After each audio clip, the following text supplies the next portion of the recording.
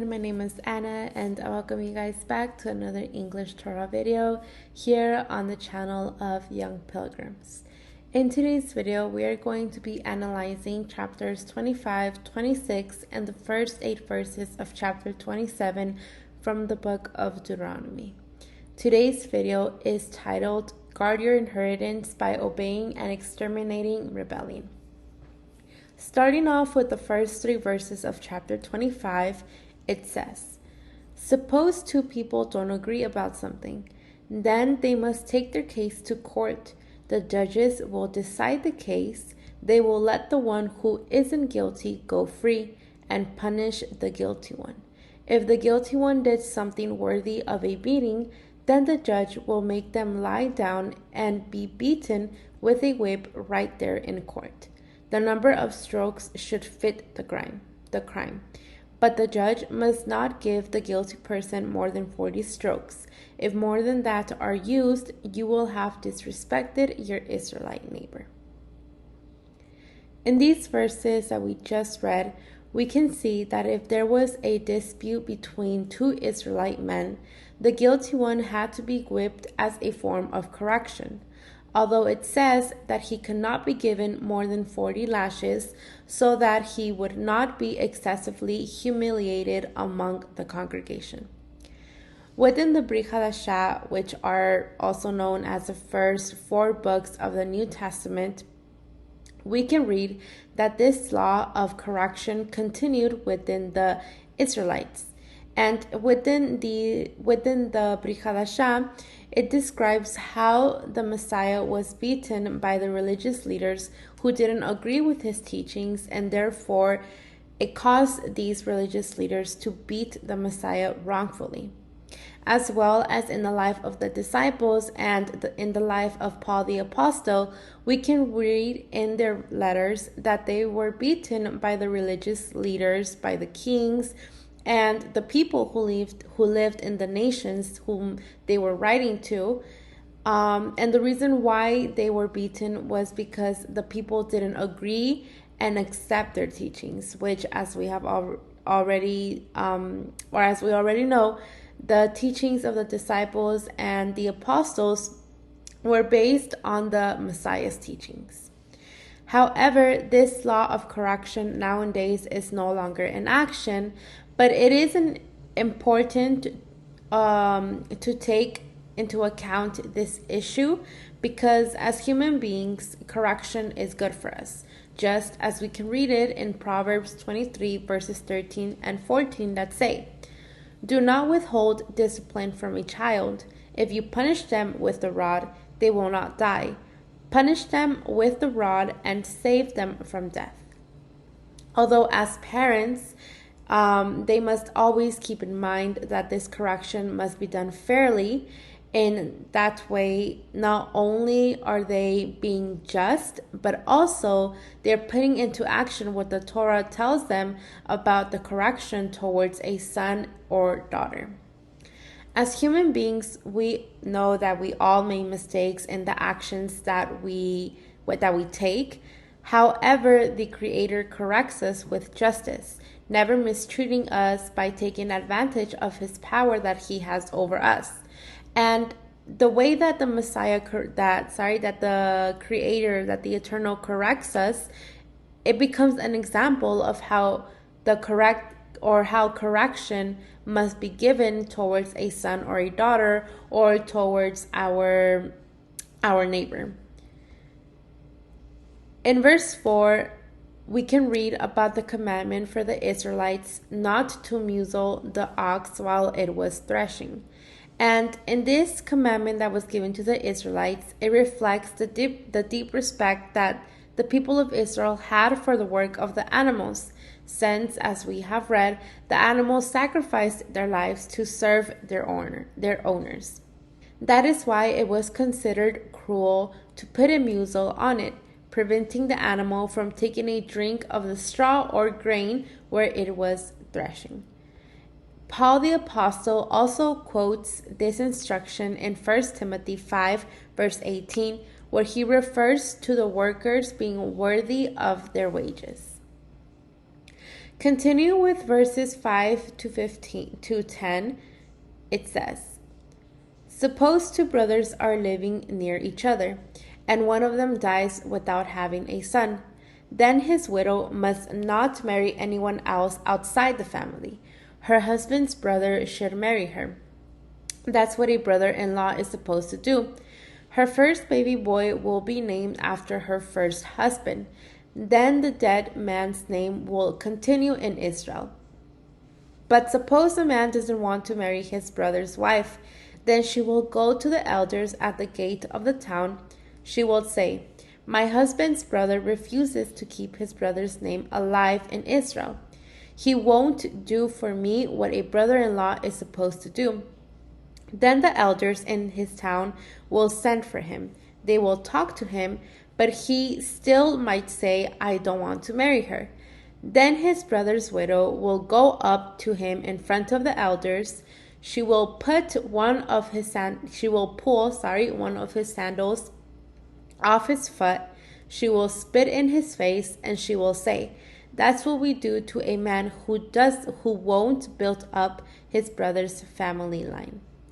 That man's family line will be known in Israel as the family of the man whose sandal was pulled off. These verses describe the law of levirate, which was intended to perpetuate the offspring of a man who died without having children, the reason why this law of levirate was given was with the purpose that his name would not be erased, but would remain alive over the years within the community of the Israelites. Within the Torah, we can read in several occasions the importance of a man having descendants, but even more important for the people of Israel, so that what was said to Abraham in Genesis 13, verse 16, it can be fulfilled. The reason why it was important that a man had descendants was because the people of Israel knew that the Messiah would be born among them. Today, this commandment to procreate is still enforced, is something that still is practiced within humanity. However, it is no longer necessary to literally apply this law of levirate. That is, if there is a widow, her brother-in-law is not obligated, is not forced, and even shouldn't unite with her, since this commandment was given in its time of the people of Israel with the purpose to fulfill the coming of the Messiah.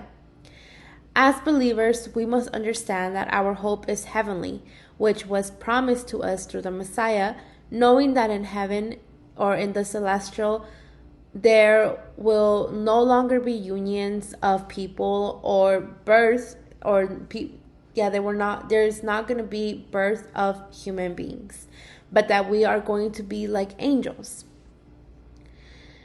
Continue with verses 11 to 12. It says, suppose two men are fighting, and the wife of one of them comes to save her husband from his attacker. So she reaches out and grabs hold of his attacker's private parts.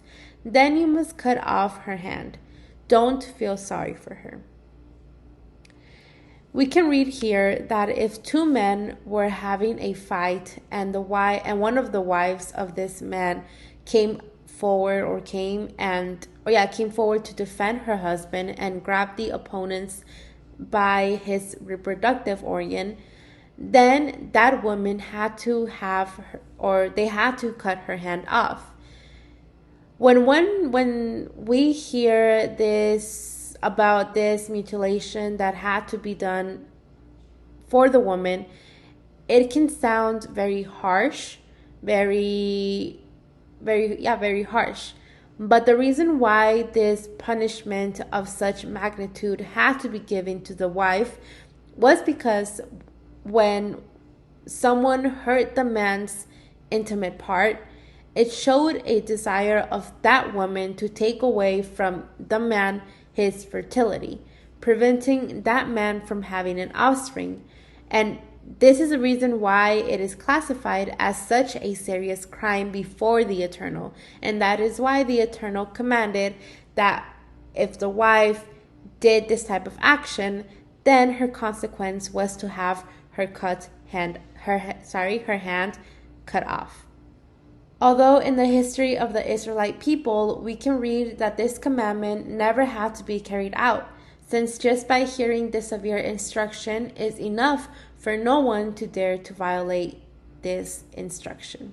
As mentioned previously, the scriptures tells us and teaches us that for the Creator, descendants are very important, since it is the continuity of the family lineage, preventing the family name from being erased among the community. Furthermore, it was very important that the people of Israel were fruitful, since the Messiah, as we have already mentioned, was going to be born from them. And obviously, as we have already studied, the reason why it was important for the people of Israel to be fruitful was not only because the Messiah was going to be born from them or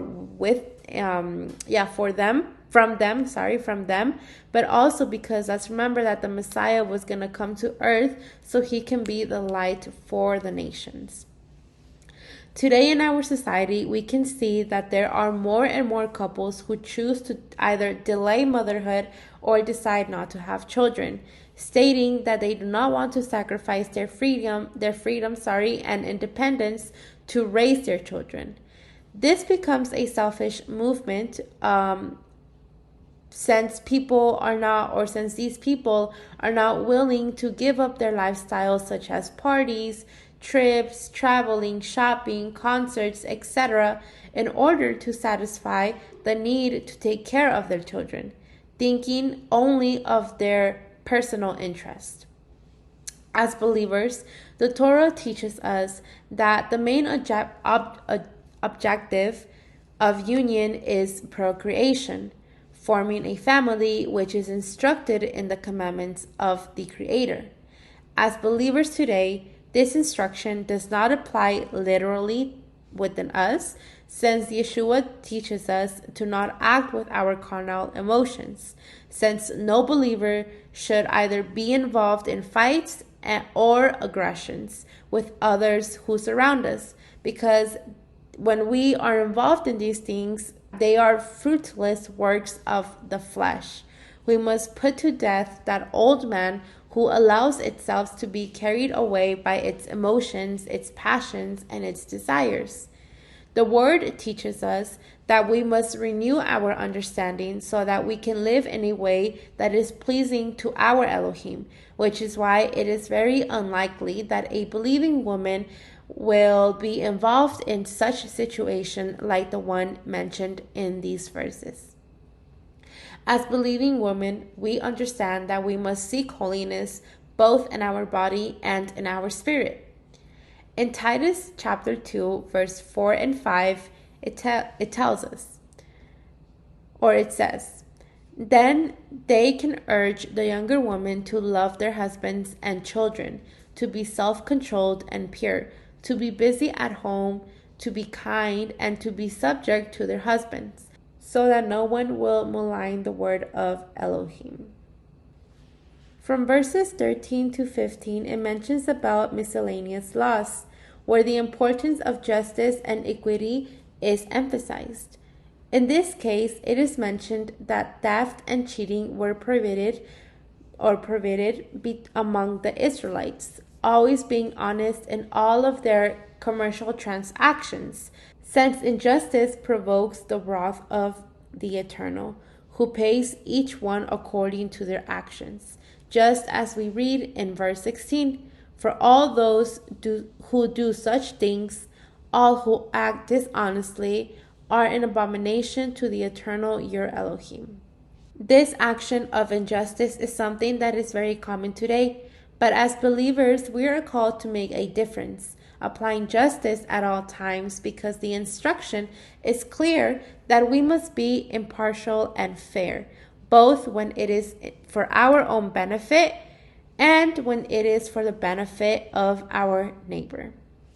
The application of this commandment encompasses all aspects of our lives, the commercial aspects as well as our words, our thoughts, our actions, not falling into thinking or plotting evil against our neighbor or other type of aspects in our lives.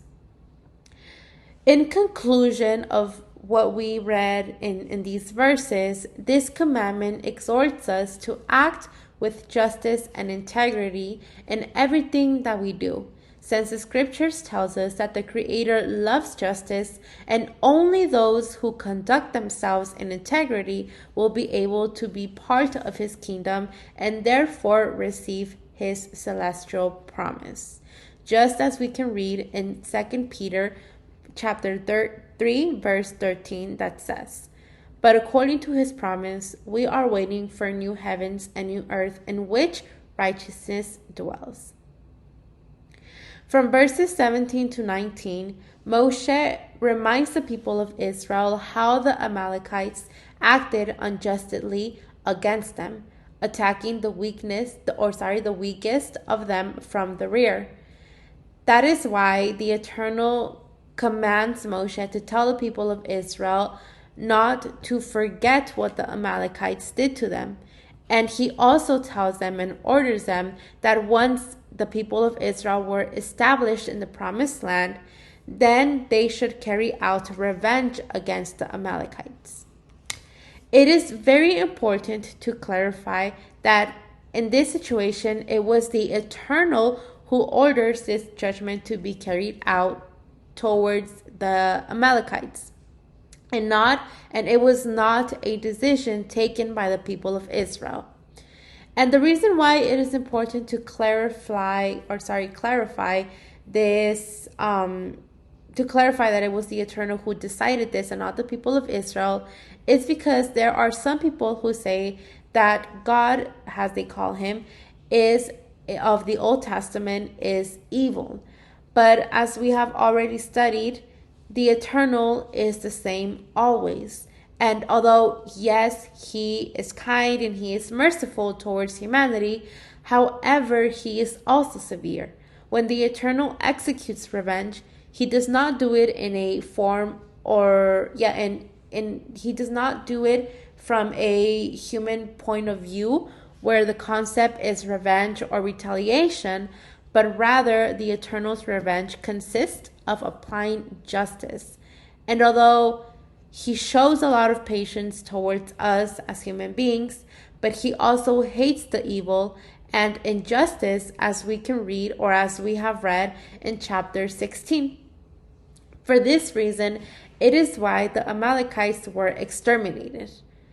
Today, as believers, we should not take revenge by our own measures, because the Messiah has taught us not to take revenge on our own, but rather leave all matters in the hands of the Eternal, who is the one who gives payment to each person for their actions. Yeshua taught us to forgive and not have resentment towards our neighbor. This commandment that we read in these verses also have a spiritual application. As we have already know, Yeshua destroyed our spiritual enemy, who is the adversary, and triumphed through His surrender on the timber. This teaches us to totally destroy our spiritual enemy that constitute everything that diverts us, that does not edify us, but rather distracts us and attacks our holiness. We must continue every day of our lives striving to cleanse our garments, being doers of the word, applying justice in all aspects, as we have seen throughout this chapter. Continue with chapter 26. We will be looking at the first fruits and tithes that the Israelite people had, the people of Israel had to give. Verses 1 to 11, it mentions the first fruits, reshit in Hebrew, that were given each year, which were based on agricultural products, from which a variety of fruits, seeds, and oils were obtained. These were placed in a basket and taken to a specific place designated by the Creator, which years later, that place became the Temple of Jerusalem. However, before this construction occurred, that place that the Eternal designated was temporarily replaced by Shiloh, which it shares with the Hebrew word shaliach, which means sent, making an allusion to the Messiah who would come. Not only were the people of Israel in charge of taking this basket to that place where the grand minister was, but they also had to be aware of what they were doing. That is why they had to pronounce some words where they reflect the past of the people of Israel, having as their father Jacob described as a wandering Aramean about to perish, who descends to Egypt, where his descendants are enslaved. Later on, they are freed by the Creator and finally taken to the abundant land. And the reason why when they were going to take this basket to the grand minister in the place where the Eternal had designated, the reason why they had to keep this in mind, they had to keep their past in mind, was in order to value, to thank, and to serve the Creator with their first fruits. In verses 12 to 15, it is mentioned about the tithes, maser in Hebrew, that the people of Israel gave. Like the first fruits, the tithe considered of agricultural products. But unlike the first fruits, the tithe was the 10th.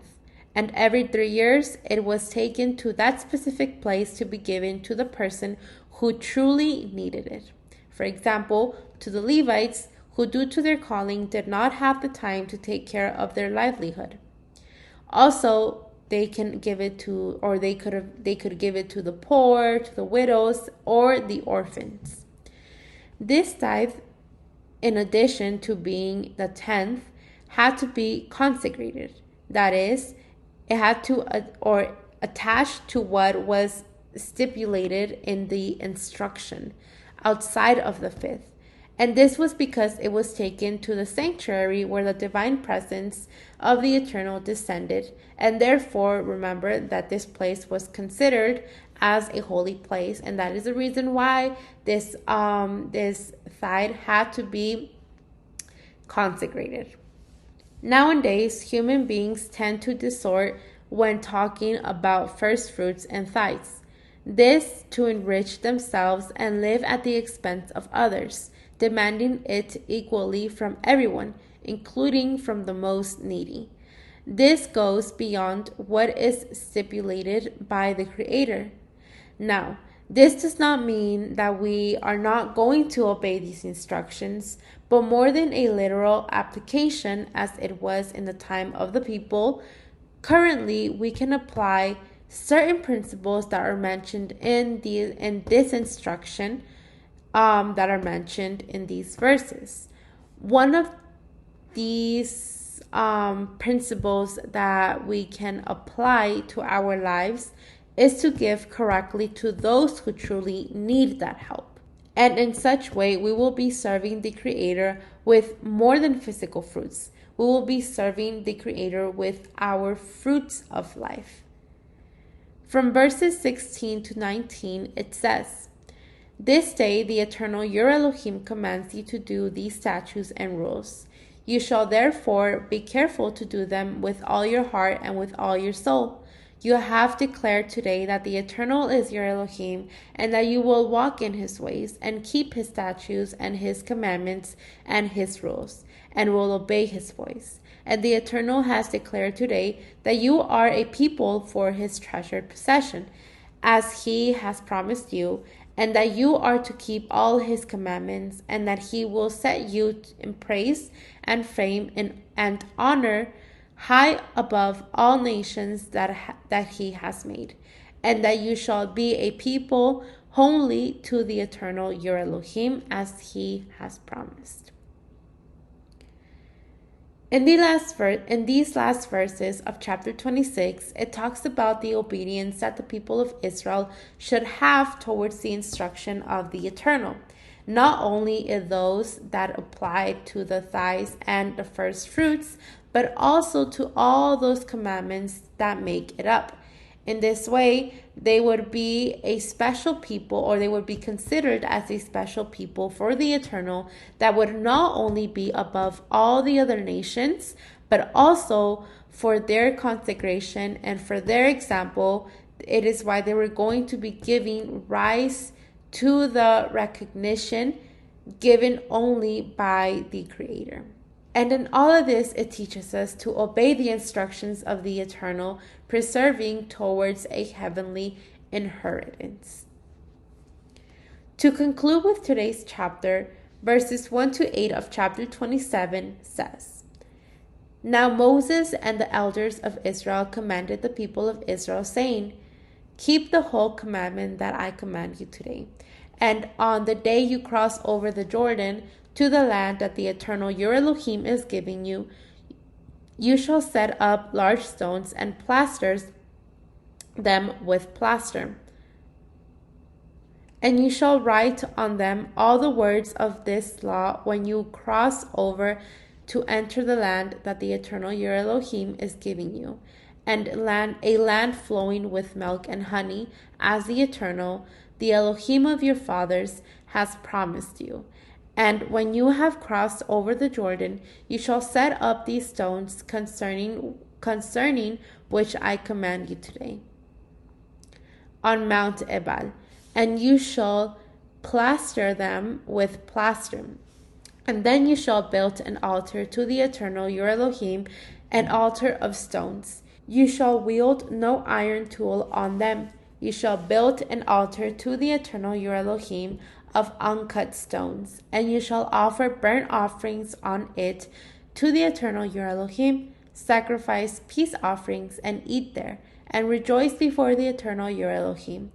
And you shall write on those stones all the words of this law very plainly." In these first verses of this last chapter, we can read about Moses' death and how it was near. We know this because, if we remember, Moses was not going to enter the promised land due to what had happened in the waters of Merab, which we can read it being mentioned in Numbers 20, verses 13 to 23. For this reason, it is why in these verses, Moses gives instructions in the Mount Ebal of what had to be done once the people of Israel crossed the Jordan River. The verses say that the people of Israel were going to build stones on which the words of the Creator were going to be written, so that the people of Israel could remember them. And this we can see it being fulfilled in Joshua chapter 8, verses 30 through 35. But unlike engraving them on the stone itself, as it was of custom in those times, in this case, iron tools would not be used to manipulate the stone, but rather the stones were going to be covered with a layer of well-ground lime that after drying, it became almost as hard as cement. On this hard and smooth surface, one could easily write with colored pigments. However, such inscriptions were not permanent because sooner or later the lime would crack. This was something that also happened later on in history of the people of Israel, where not only the words of the Creator were erased from the stone, but also and mainly from the Israelites themselves. And well, this is all for today's video. Thank you very much for your time. We will see each other on the next time. Bye.